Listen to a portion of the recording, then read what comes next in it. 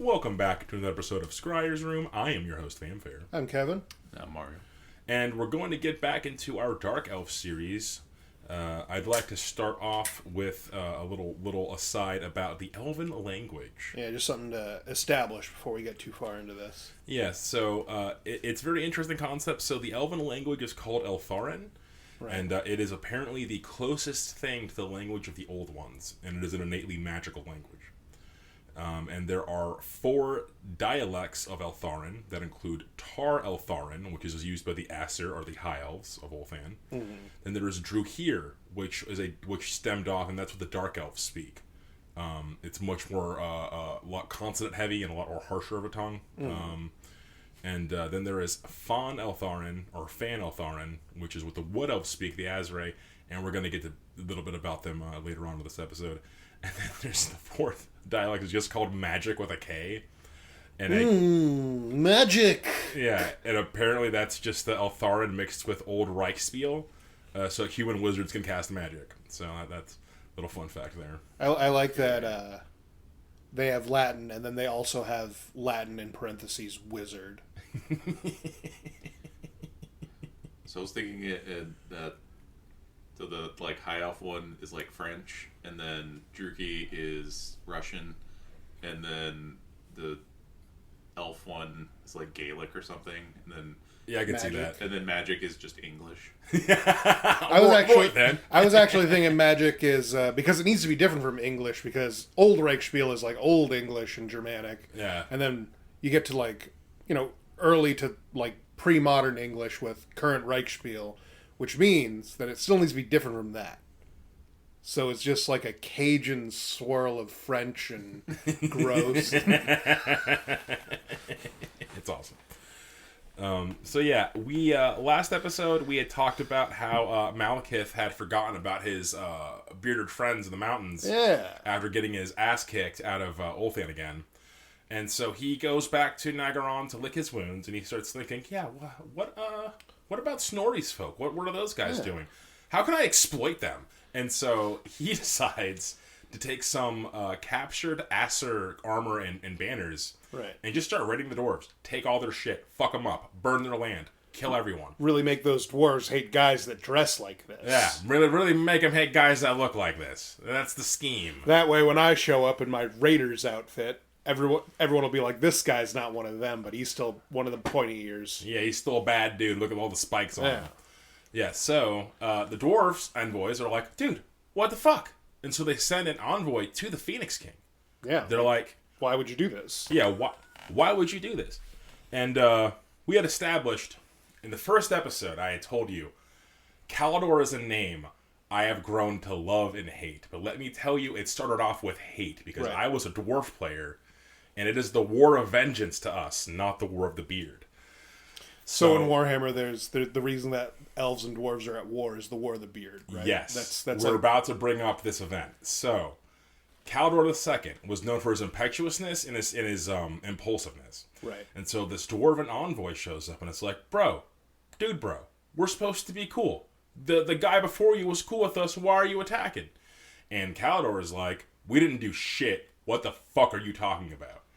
And the dwarf envoy gets pretty heated, because they're not taking him seriously. They're basically making fun of him, because Kalador is so arrogant.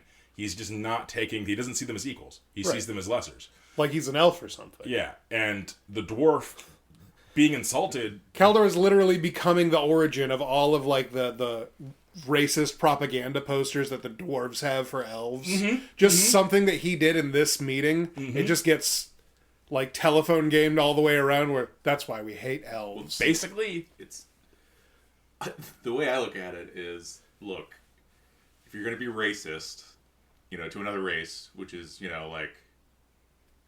that's a weird one. But, if you're going to do that, at least understand their culture enough so that you don't start a war over something you just decide to flippantly do.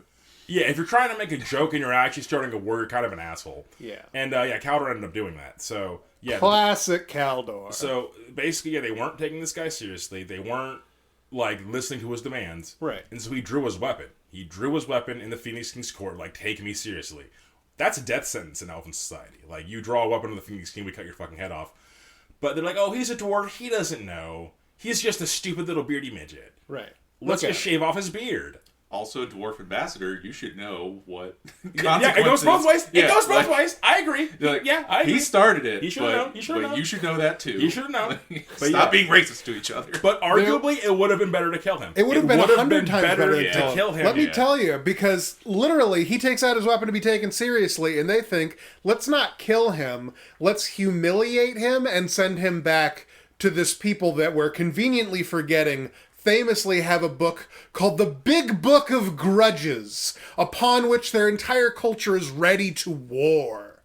Yep. I'm sure that this won't have consequences for anything. Get his ass. I got the shaving cream. And then I want to say it was 1,000 years of warfare. I'm not entirely sure. Let me get a quick fact check on this.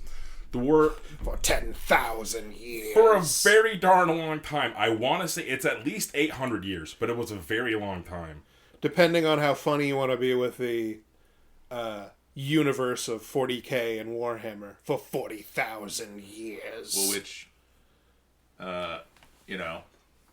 400. It was 400 years. Did we mention what they actually did to him? Oh, yeah, they shaved him. They shaved him entirely. So instead of executing him, which they were like, that's too much. We don't want to. Right, let's humiliate. We don't want to cause problems.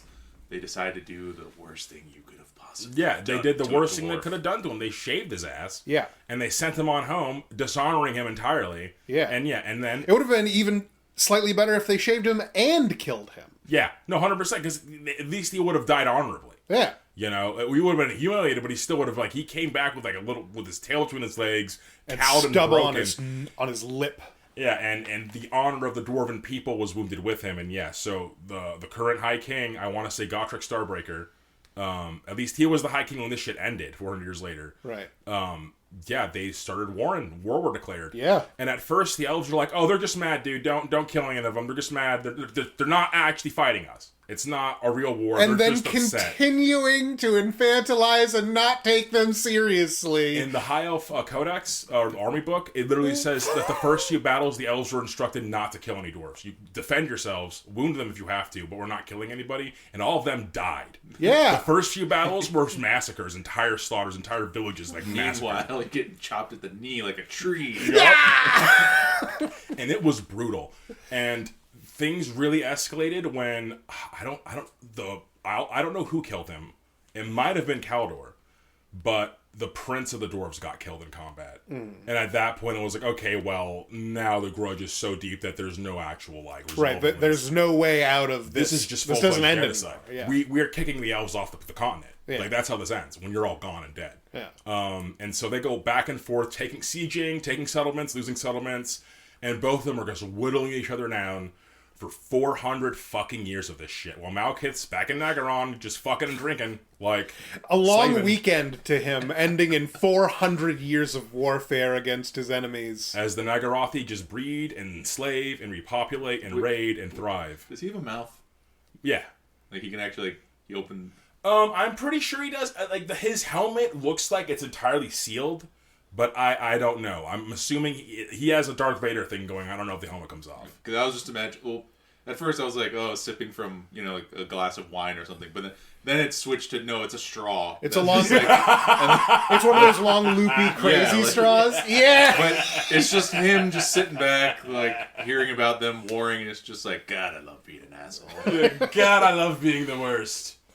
It's really funny that the precipitating incident of this war required Kaldor to forget that what happened was that elves thought they were the only technologically advanced society, and then they found another in the dwarves, and then they were like, so we'll be cool, we'll not bother each other. And then they stopped bothering each other, and they forgot that the dwarves are literally we were comparably advanced. Yeah. We weren't these cavemen or these bull guys or anything. Yeah, they just... Well, the thing is, in my understanding of it, it's not that they forgot. It's that the elves of Ulthan never were aware. Because the colonists understood the dwarves were sophisticated, intelligent, strong people. The fuckers on the island that never left the island, that don't believe anything beyond the island, have no fucking clue. And they're the ones in charge. The only guy with any fucking idea is ruling in a Darth Vader outfit right now. Now, I should also mention here that once the Sundering started, most of the colonies, because they no longer have the support of Ulthan because they're too busy fighting the Nagarothi, stopped defending the colonies. Most of the colonies seceded. They're like, we are our own kingdoms. We have our own stake in these things. Yeah. And so stop robbing us because we have to grow that shit, and it's not going to be a lot. Yeah. And because of that, a lot of them started to get really worried when the War of the Beard was happening. So the elves from Ulthan basically like took charge of the colonial armies because they had more higher to the Phoenixing, blah blah blah, were martial, blah blah blah, high elf importance, and the colonies were mostly okay. That's fine. We got to fight these dwarves. And then the War of the Beard kept happening, and it got to the point where Caldor was killed in battle by Gotrek Starbreaker. He caved his fucking head in, took the Phoenix crown, and said, "Okay, we win. It's over. We have your dude's crown. Yeah. It's over. We're leaving." And after that, the next Phoenix King, I forget his name. I want to say, I have it written. Tethys? Yes, Tethys. I want to say it's Tethys. Made a decree that, all colonists fuck off back to Ulthan. We have to defend Ulthan from the Nagarothi. They're back. Yeah. Because immediately after, I'm skipping around. So the War of the Beard ended. He took the crown. I presume he was willing to hand it back to them. No, fuck no. It's still in the Dwarven Vault. That's so cool. Fuck no, that's ours. Yeah. Get out of here. We won. Make a new one, assholes. Yeah, make a new one, assholes. You killed my prince, I have your crown. Yeah. Get fucked. That guy's beard's barely grown back. Okay, yeah. So I am skipping around a bit here. I do apologize. But I do want to establish that one of the first things that happened when the colonies were being established is they found Athel Loren.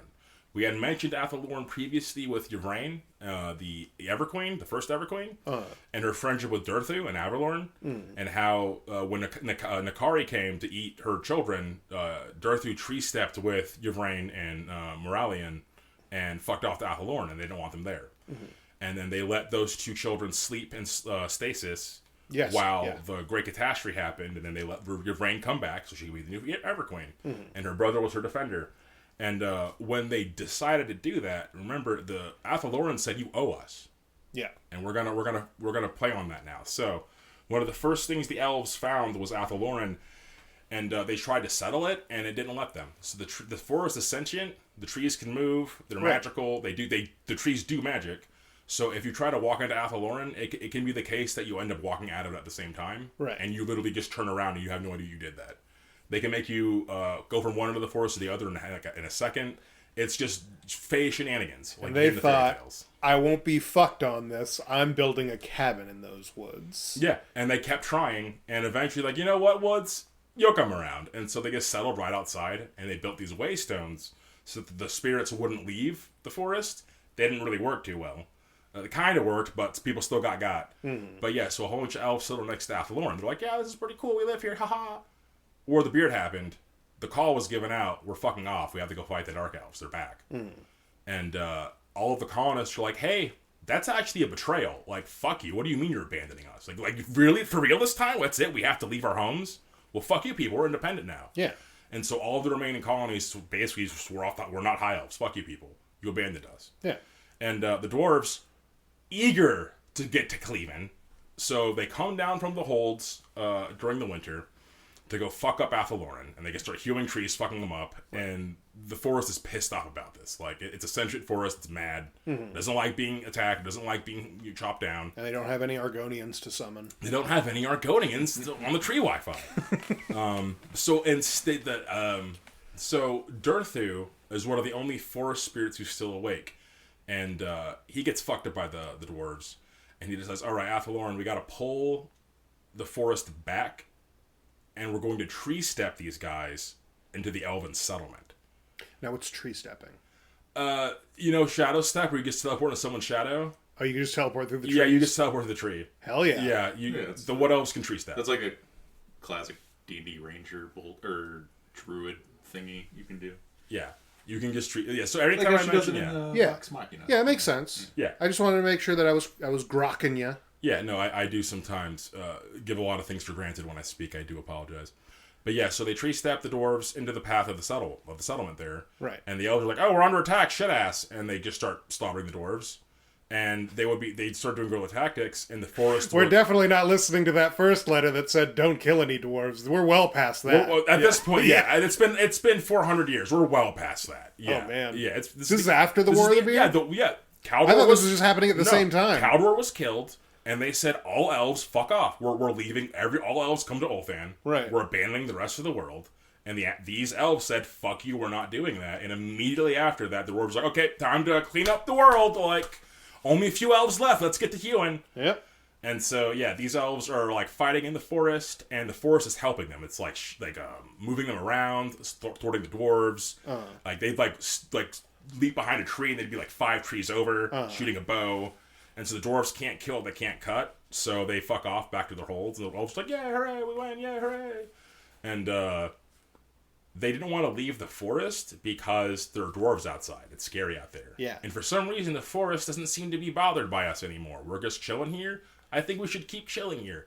They could not hear Adnu and Cotadel, the two of some of the first ancients, arguing about whether or not to slaughter these fuckers. Like, Cotadel being like, we got to kill all of them. All fleshers need to be dead. All fleshers need to be dead now. Adnu being like, come on, man, they just helped us out. We can't do shit in the winter. They can. That's actually super useful. I see some use here. And Durthu sat in the middle, because at this point, he used to be the biggest advocate for mortals. But those axes made him very bitter. He no longer trusted his own judgment. At this point onward, Durthu started becoming a very hateful, bitter, angry person. Or a spirit. He no longer had the same bountiful love he had for mortals. Right. He no longer loved elves. He tolerated them. And so he just sat in the middle watching this argument, and eventually Adnu won, and they established the Wood Elves, and that's where the Asrai come from. Huh. If there's something the dwarves are good at spreading, it's grudges. Oh, yeah. Oh, yeah. It's their main thing. Yeah. Misery loves company. Yeah, they fucking love that shit. Nothing would make me happier than by getting revenge on you in such a way that you swear revenge on me or someone else. Which, by the way, the dwarf that got shaved, what happens to a dwarf after that? I feel like you have to become a slayer. They probably... okay, I was going to say, is that like you're on the... It's like taking the black in Game of Thrones. I'm assuming the Slayer Oath existed back then. I'm not sure when the Slayer Oath became a thing, actually. But if it was a thing, he probably took it. I actually don't know what his fate was, but I'm just assuming he took the Slayer Oath. The Slayer Oath is like a very good answer, and it also sort of encompasses my answer, which is they just put the poor man down. Well, I was wondering because, like, I assumed Slayer, but then I was, like... The war was on his behalf. Like, so, like... Is he, like, disgraced in their society? But then on the other hand, like, they're fighting a war because of his honor was, tarnished? Yeah. Like, it's some gray area there. Yeah, so I was just wondering, like, what happens to that? Does he just, like... Did they let him stay ambassador? I don't know. As a reminder of what happens. An ambassador to a dead people. Yeah. I'm the ambassador to the elves. You got a short beard there. Yeah. And not a lot of elves. Yeah. No, but I guess we should explain the Slayer Oath real quick. So yeah, when a dwarf undergoes great dishonor or devastating loss, he can no longer look his comrades in the eye or face the ancestors in the next life, he decides to take the Slayer Oath. Well, he will then travel to the Shrine of Grimnir. This is the warrior god. He will then ritualistically shave his head into a mohawk. Dye it red, dye it like fiery red, bright orange. And then typically dwarves go to war in the heaviest of armor with the heaviest of weapons. Slayers go into battle butt naked with an axe, and they fling themselves at their enemies because they have to die showing no fear and die in combat like it's fucking Valhalla or some shit. And these are a very, like, curmudgeonly people. So there's no shortage of people taking this oath. Yeah, they band together, and then it'll be just, like, most wars will go together, will go to war with, like, a band of slayers, anywhere between, like, a handful to, like, hundreds. And, yeah, they'll typically be a more senior slayer or more, like, renowned fighter, like, leading them. And, yeah, like, I remember this famous passage in one of the books of being, like, this slayer and, like, his band being like, yes, we travel north past these gates knowing we go to die. Like, it's so fucking sick, dude. Yeah, but my introduction to Warhammer was pretty much through the Slayer Oath stuff with Gotrek and Felix, and I really love that. Like a big portion of it is that you have to go fight dangerous things. That's why you're a slayer. But you also have to fight as hard as you can so that you don't die. Yeah. You have to try to live as hard as you can. But also, if you keep living after going and fighting dangerous things, people, like, snigger at you. Like, they're like... You're a bad slayer. You're fucking up. Real slayer. You can die. I was just thinking that they're like the opposite of like an orc. Kinda. Like, yeah. The orc's whole purpose is, like, they want to fight and live and get bigger, and then the slayer is, like, every time they win a fight, and they've gotten stronger, and they're just like, fuck. God damn it. Yeah, when is my glorious death going to happen? But then the more they survive and get better at combat, it's like... that's like Gottrik's situation. Yeah, where he's just like, he's a bad slayer. Am I ever going to die? He also, he essentially leveled up. He continually leveled up every time that he killed somebody, making him harder to kill until eventually... He survived, like, the end of that universe, didn't he? He has a book series in the End Times where he gallivants around as a Dark Elf. Or Darkling. Or no, I think she's a Witch Elf? I think she's one of the Daughters of Cain. But yeah, Girl Elf, Gotrek and Girl Elf doing adventures in Age of Sigmar. He's that bad of a dude. Felix didn't make it, huh? He's looking for Felix. I hope Felix made it. I hope Felix made it. But it's been a few thousand years at this point, I'm assuming. Thousands of years into the future. I mean, also, if you survive the end of the universe, I don't care if you're human, dwarf, elf, like, you might be immortal now. You're a bad dude. That's for certain. You survived death, actually. Death killed everything else, didn't take for you. You got to make it to the next one. Great job. But, going back to the Wood Elves, last bit I want to touch on them is there is another ethnicity that are not the Asrai. There are also the Aeonir of a Lorelorn forest. Lorelorn forest. And that is actually in the Drakewald and the Empire. So basically to the very far north of Athel Loren, in what is now the province of Middenheim, to those who know Imperial geography, there is another magical forest called Lorelorn, where other elves, basically similar situation happened, where, okay, we're colonists, okay, we made friends with the forest, the War of the Beard happens. Yeah, they make the recall, we don't leave, we get into the forest, they make their High Priest of Isha their new queen, and they just chill there now. They're a lot more chill than the Athel Loren folk. They actually hang out with they actually hang out with men, and they actually allowed Nordlanders to settle territories near there, but they strictly restrict things. Like that you have to tell us when you're making a settlement, we have to approve it, and they typically don't approve any of them. Right. Yeah. You build your house on the wrong forest observed ley line, and suddenly all your people are going to turn into trees. Yeah, and it's scarecrows, probably not even good trees. And it's kind of assumed that when you're in a lot of like the IPs and stuff, when you see Wood Elves, they're typically the Lorelorn folk. I can't say the fucking word. Because if you find the other kind, that means that there's another one right behind you, and you're about to have your throat slit. Basically, man, the Athel Loren folk are like the rednecks in the mountains that shoot anybody in a suit.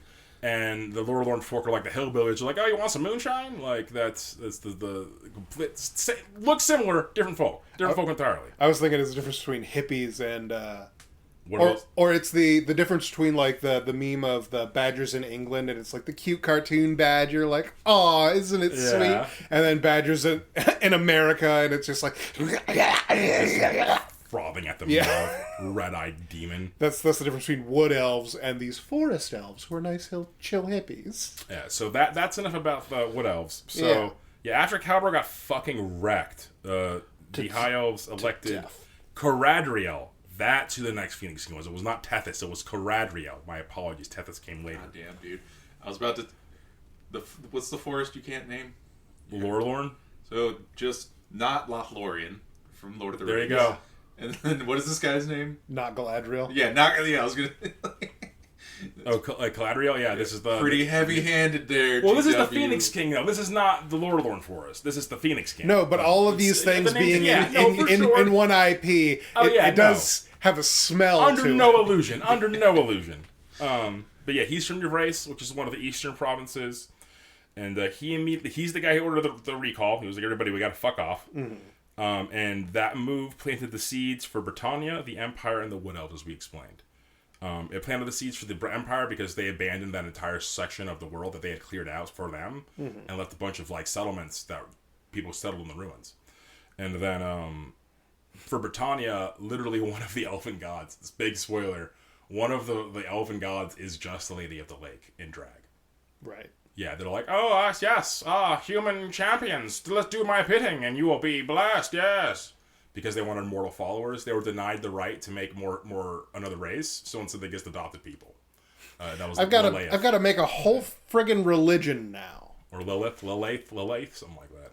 I don't know how you fucking pronounce this shit. You are banished from creating another mortal race. But I don't want to... The cavemen I have to fucking make a whole religion for them and teach them what religion is. I'll give them a sword. I'll give their best guy a sharp club, these dumb monkey people. How does it go again? Random women handing out swords and legs with no basis for establishing a government, or whatever the fuck he said. If some watery tot came out there and got Fling a scimitar at me. Monty Python's so good. Monty Python is fuck.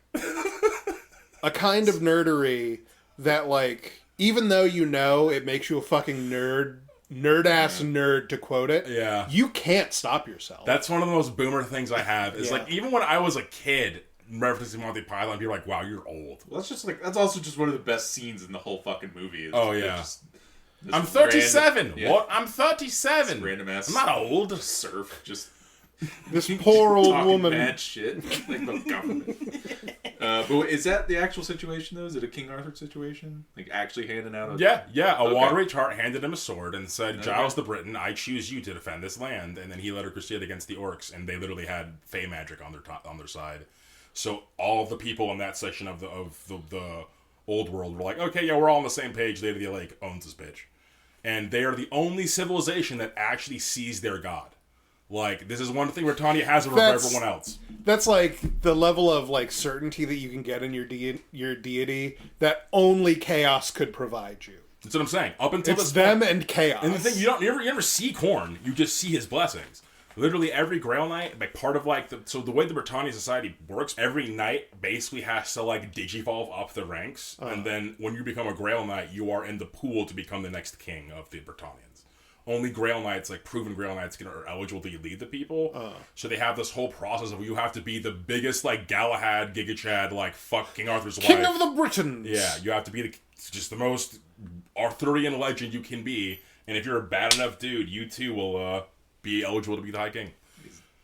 Is one of these, like, one of the areas in the kingdom, or the kingdom itself, called Avalon?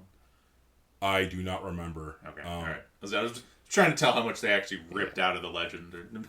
But I do know when you become a Grail Knight, that's part of like how you become a Grail Knight, is the lady actually visits you and is like, I choose you, Sir Knight, and you are now one of my chosen. And you're like, oh, and then you're a Grail Knight and you have magic. Is there a Merlin?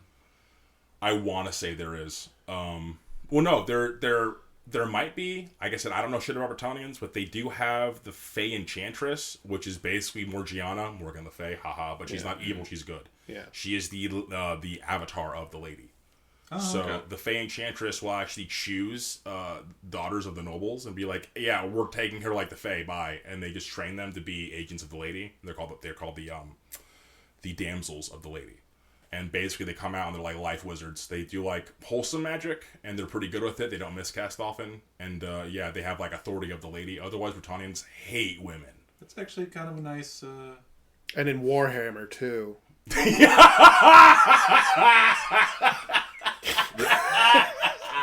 was gonna say, it's a nice like foil to Marathi. It is, Morgiana. It's a very fun concept. I can do a video about Brettonians later, that might be fun.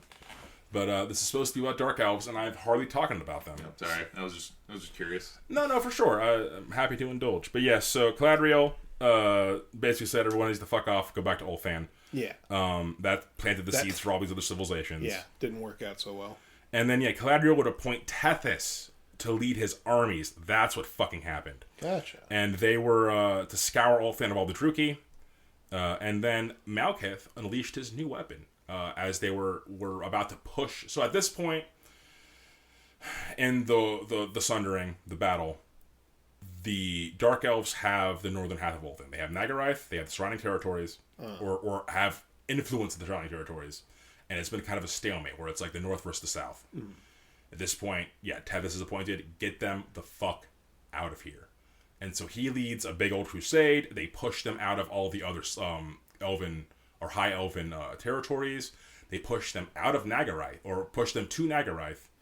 And then Malekith unleashes his new weapon, the Noglair. He has a chariot drawn by 3 cold ones. And he's just doom-bolting motherfuckers while these dinosaurs are eating people. And they had no answer to it. They're like, okay, we have dragons and shit, and those are cool, but we barely have any of them. They have entire, like, legions of dinosaur-riding knights. What the fuck is going on? And they couldn't handle it. An important historical note. It was, like, for, like, 1,000 years plus, that the dominant warfare was chariots when we made them. When we figured out how to do chariots were the fucking weapon. For hundreds of years. They were the Gundam of their era. Mm-hmm. And this guy has Gundams pulled by velociraptors. Yes. Actually, bigger than velociraptors. And he has Doombolt. I was gonna say, he's like, as he's blasting lightning, like cross-arm. It's a fucking heavy metal cover. It's the most heavy metal shit. Yeah, so his Cold One chariots drive these elves back, and they go back to having a stalemate. They drive them out of Anlek. And Caradrio would reign for just over 6 centuries and die peacefully in his bed. And then Tethys would succeed him. And Tethys would be known as Tethys the Slayer because he came to fuck. Right. He got the job on one fucking mission, and I don't think he left it, did he? No. Elves aren't good at, like, I spent like a couple 100 years as this, but then I really found my pet. No, they don't do that. I spend 10,000 years perfecting this one kind of art form, and his is murdering dark elves. Well, he hates them. He had to fight the heavy metal guys. Yeah. He's going to become a little heavy metal himself. I'm pretty sure Tethys' family was slaughtered in the beginning of the Sundering, as one of the opening moves is that both his parents were killed. So he grew up hating the Druchii, like, automatically. Right. And Tethys would battle Malekith for about 250 years before he started getting the upper hand once more. And so the stalemate between the Shadowlands and Anlek, like the Northern Territory, of just being a foothold for the Dark Elves as they send reinforcements from Naggarond, that would start to shift. Malekith's seers foretold that, he's going to do a final push. It's happening. So Malekith decided to strike first. He needed to. And I think, he used Morathi's sorcery to shield them from the winter's chill. And the Druchii were able to march, and they started to claim the Inner Kingdom. And anytime you fight during the winter, it's bad. Like, it's always a fucking risky strategy. And they decided to do a winter attack to kind of like deprive the elves of the high elves of the resources. But ended up biting them in the ass because they couldn't resupply.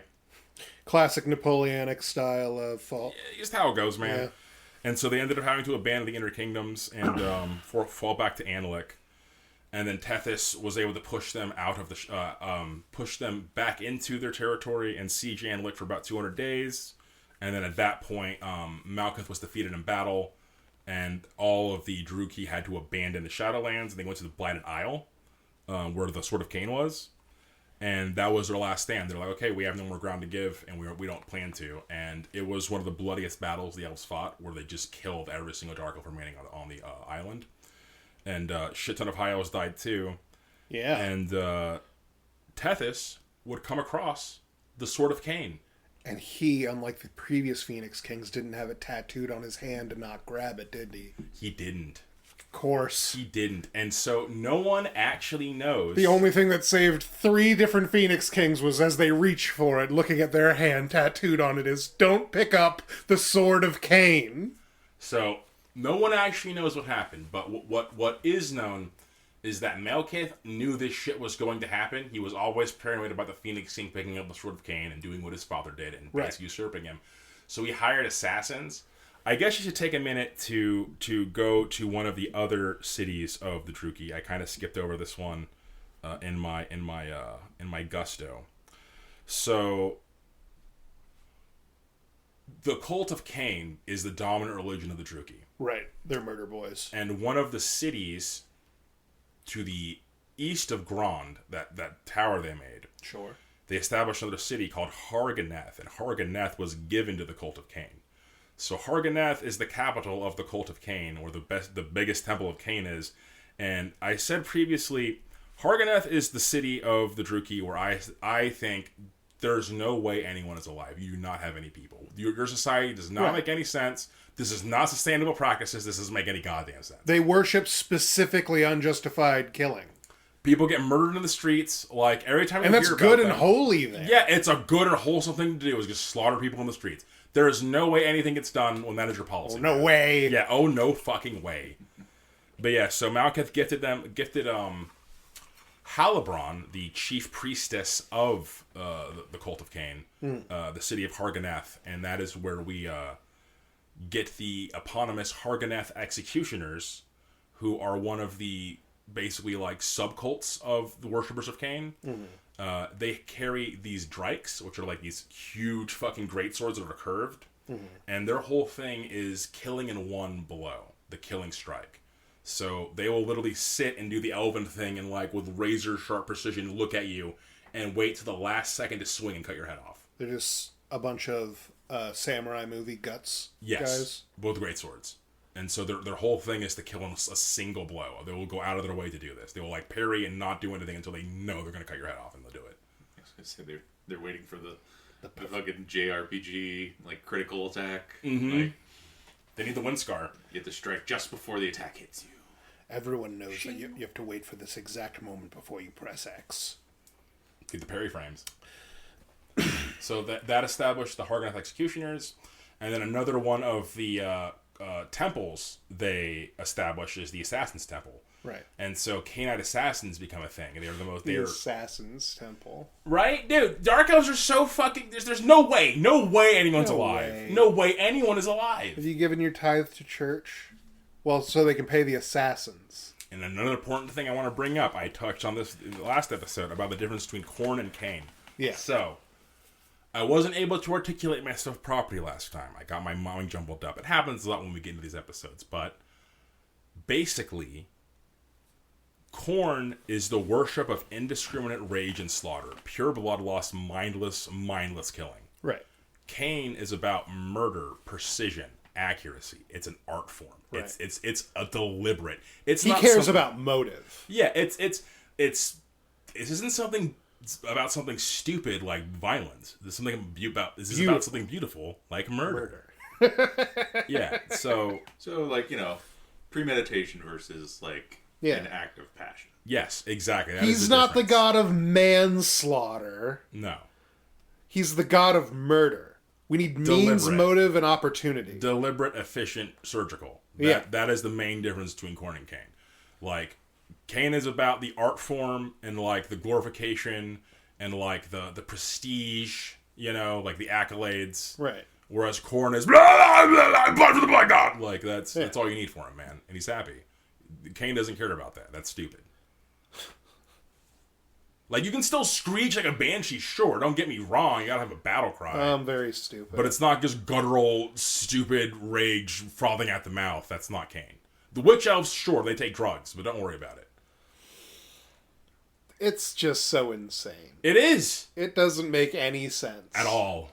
It's a culture that, like, by their own admission, they have a super high murder rate. Mm-hmm. And they also don't make elves very fast. So, nope. This might be one of those problems that solves themselves. Yeah, God, dude, it's bad. That's the thing, yeah, it's just...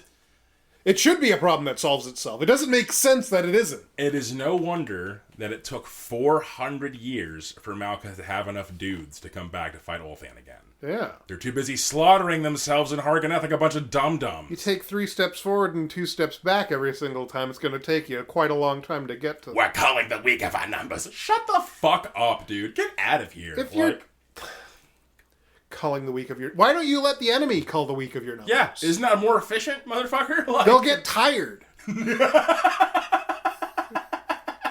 That'll be more helpful. The only thing I could think to justify it is they function on slave labor, so it's not they don't need the elven bodies for any of that. But that's about it. I can't think of any other reason why they would have a sustainable society.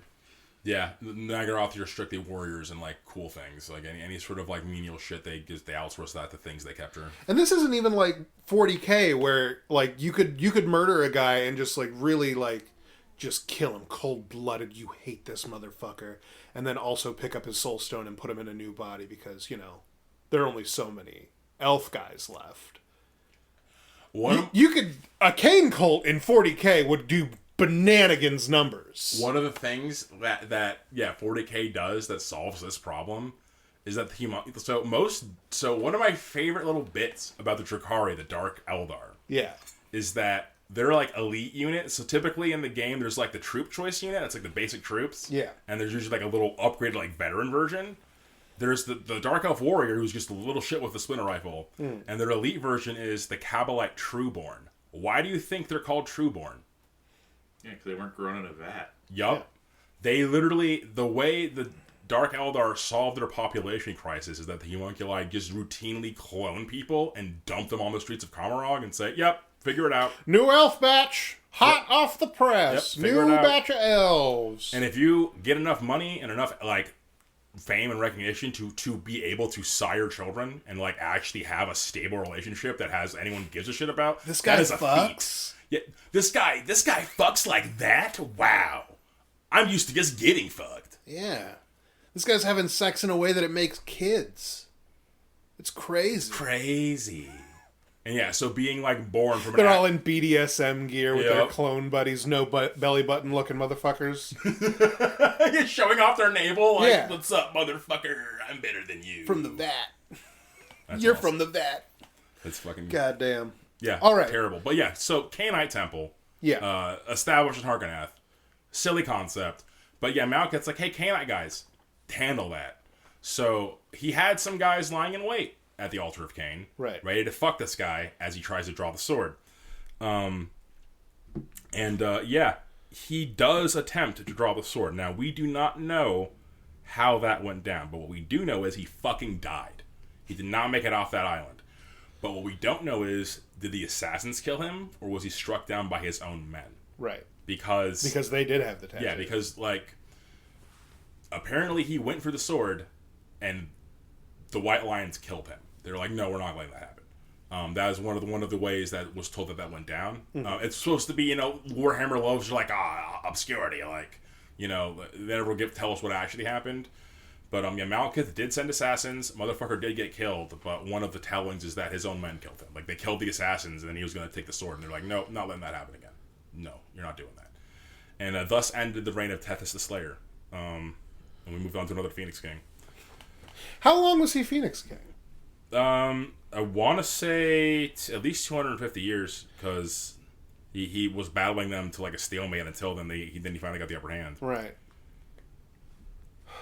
I really, really think that when he went to reach for the murder sword, it became like an all-out free-for-all on that island. Because once you pick up the murder sword, you're not going to be like, you guys who were trying to stop me from picking up the murder sword, we're cool. No, you're going to be fighting those guys. Because you love Murder Sword, and Murder Sword loves you. And also, there's these Dark Elf motherfuckers here who I did come here to murder. It just, I guarantee you that broke down into a free-for-all situation until eventually everyone's dead and the Sword of Cain is right back where it's supposed to be, ready for another Phoenix King to come. And the next Phoenix King will come. I feel it in my bones. They can't get away. They can't get enough of Murder Sword. Every time they have a little slip-up and their culture seems to be failing, I better go visit Murder Sword Island. I'm not going to grab it or nothing. It's just a visit. Way.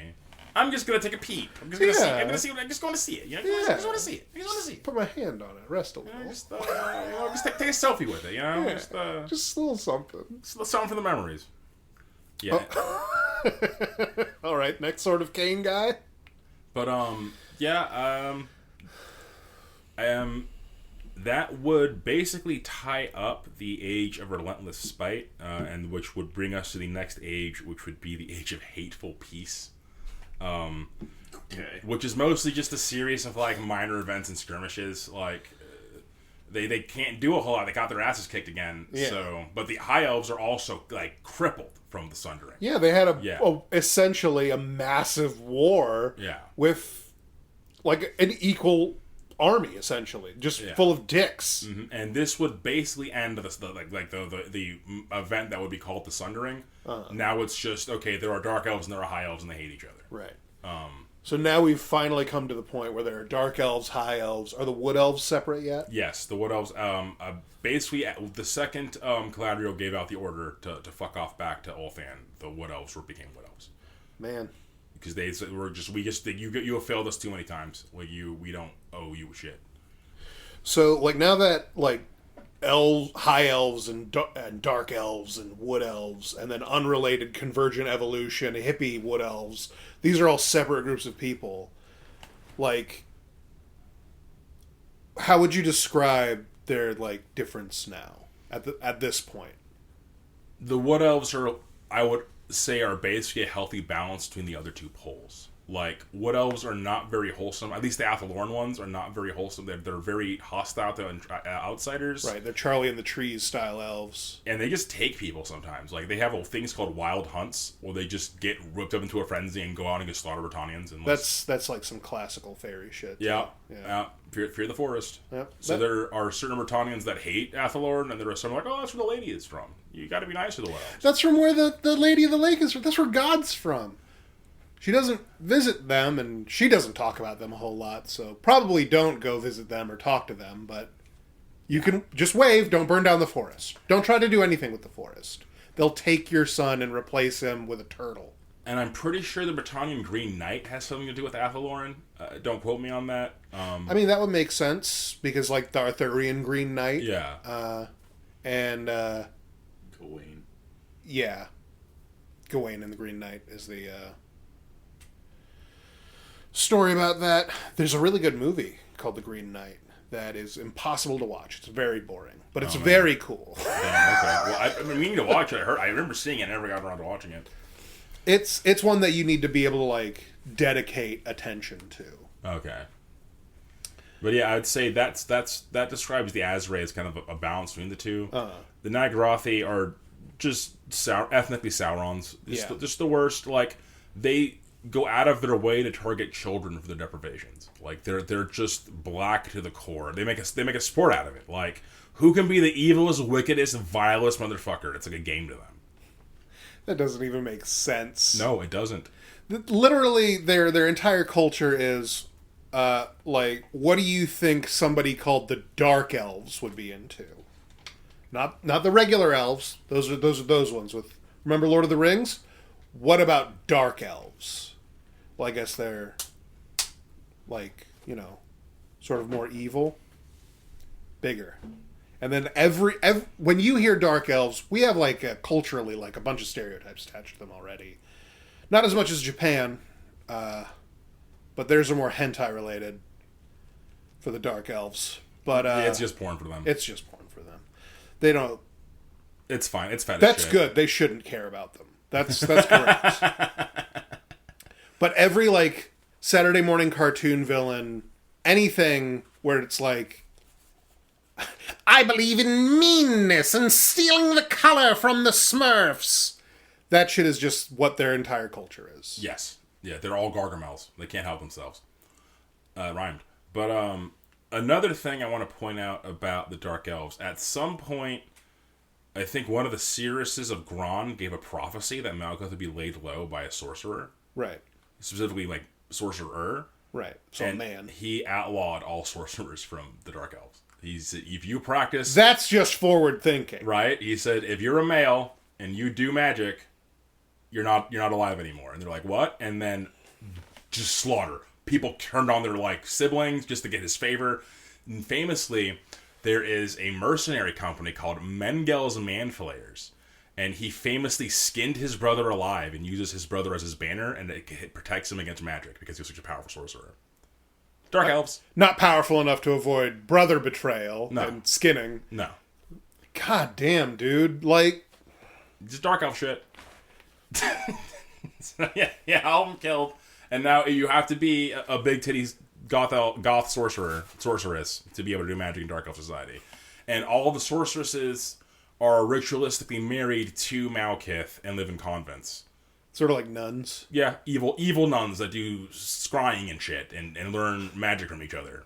Are they jealous of... We brought this up earlier, and we're not talking about it right now. Are they jealous of his actual wife? Okay, so I will bring up Malekith's wife in the Morathi episode. The only thing I know about her right now is that they met pretty, like, regular before, and now that they had to get married, and then, like, in the interim between then, like, everything changed. Well, it was pre-Vader. Yeah. You know? So, I forgot her name. I gotta brush up on my lore. But we're going to bring up Malekith's wife in the Morathi episode. Yeah. Because that's one of my favorite Morathi things. Like nothing screams evil bitch move than what Morathi does to Malekith's wife. Morathi has consistently just been a hilarious liar. I really enjoy that kind of character, mostly because I do the little voice that I do. Yeah. It started with Padme and Star Wars, and I remember why, like, the original bit was in, like, we were watching the Attack of the Clones, and then he's nervous to, like, meet Padme again. Anakin is, and he's like, oh, I hope that she's just like I remember her, and, like, he meets her and everything. And how was the first thing that they talked about, like, hey, did you ever get around to freeing my mom? And she's like, it's, like, really complicated. God. And we established a new character to make the movie a lot more fun. Yeah, so I'm mostly talking over Attack of the Clones the rest of this part, just doing Padme being kind of a bitch to everybody. And it triggered me. Yeah. A lot of the stuff bitch Padme said really triggered me. It's so mean. What? Like, her just throwing a piece of garbage on the ground, and Anakin, like, having a piece of garbage, like, there's no trash can around. She's like, just throw it on the ground. Who gives a shit? He, like, meekly force lifts it up into a waste receptacle, and she just scoffs at him. Yeah. She's the coolest. The fucking worst. That's Morathi. That's unironically Morathi. Just the fucking worst. It's the evilest bitch on the planet.